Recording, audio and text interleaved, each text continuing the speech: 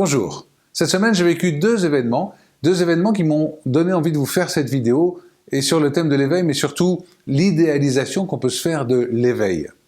Le premier événement, c'était une personne qui avait des levées de voile, des levées de rideaux, qui pouvait percevoir des informations, qui pouvait vivre aussi ces moments-là où elle était totalement libérée de son corps, dans une forme de rapidité, de liberté, de magnificence, je dirais. Tout était merveilleux.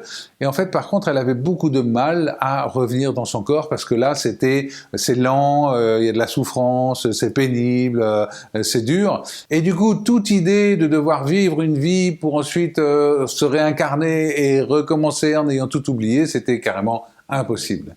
Et du coup, quand elle était dans cette expérience d'éveil, elle paniquait. Elle paniquait pourquoi? Parce que son mental mettait une telle importance à vivre cet éveil que c'était impossible de revenir. Et donc, elle ne pouvait pas vraiment profiter de ces moments de levée de rideau. L'autre événement est différent, mais en même temps, ça me donne envie de faire une belle distinction entre deux états, je dirais.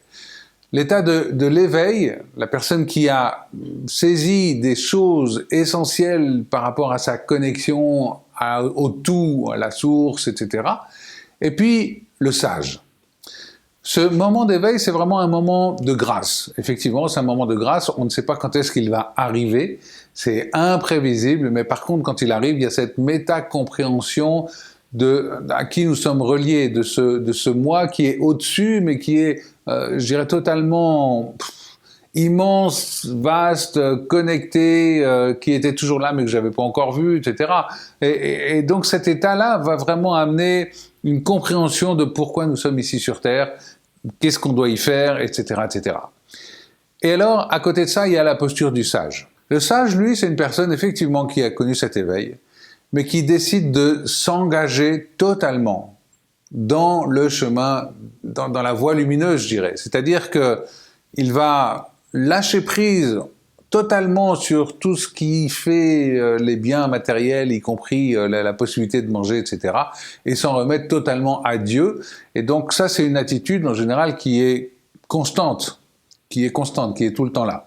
Il y a vraiment cette forme de lâcher prise de la vie, Dieu, la source, la connexion, la matrice, peu importe le nom que vous mettez, va m'apporter tout ce qu'il me faut pour subsister. Et donc je peux donner, je ne suis pas obligé de posséder, je peux juste me laisser aller à vivre dans ce ici et maintenant en connexion permanente avec le divin. Alors, ne vous y trompez pas. Que ce soit l'éveillé ou le sage, l'un et l'autre peuvent retomber. Parce qu'on a toujours un mental qui est là. Ce mental est toujours actif. Tant qu'il est au service de ce que nous sommes en train de vivre, c'est parfait. Il n'y a pas de problème. Il est totalement ici et maintenant présent à ce qui se passe. Par contre, dès qu'il va commencer à se fixer sur quoi que ce soit ou regarder quelque chose qui est pas forcément très joli, eh bien, si la personne ne reste pas dans cette posture d'observation et dans cette acceptation de ce qui est, effectivement, on a vite fait de retomber, je dirais, de sortir du chemin et de repartir, je dirais, goûter les expériences de la vie avec toutes ces émotions qui vont avec. Mais au fur et à mesure qu'on va progresser, au fur et à mesure qu'on va faire des expériences, et au fur et à mesure qu'on va se rendre compte qu'on peut lâcher plein de choses, etc., eh bien, le mental, et ça c'est important, le mental c'est vraiment notre centre d'apprentissage et le mental apprend. C'est-à-dire qu'il a été conditionné par toute une série de punitions qu'on lui a données tout au long de votre vie.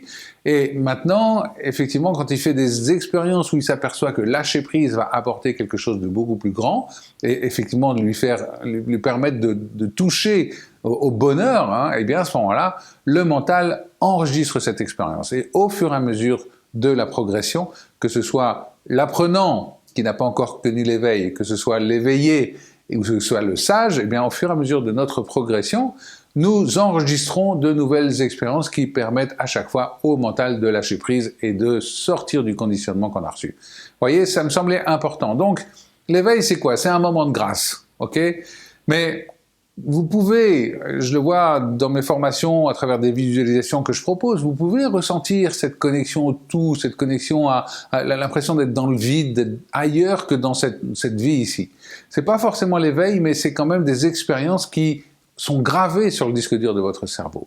Et au fur et à mesure des situations que vous vivez, si vous lâchez prise, si vous investiguez un peu sur ce qui se passe, vous voyez vos pensées, vos émotions, si vous arrivez à lâcher ça, parce qu'il y a des outils qui permettent de lâcher ça, à ce moment-là, au fur et à mesure, vous allez quand même pouvoir aller vers ce bonheur. Et puis, qui sait, l'éveil, comme je vous ai dit, c'est une grâce, c'est un accident, ça arrive, c'est imprévisible, mais je pense que plus on lâche, je dirais, tous ces conditionnements, plus on a de possibilités d'aller vraiment saisir à un moment, à un instant T, la dimension immense qui est en nous et même en dehors de nous. Mais là, on n'est plus dans l'espace-temps, on est ailleurs. Donc vous voyez, c'est en fait un apprentissage constant.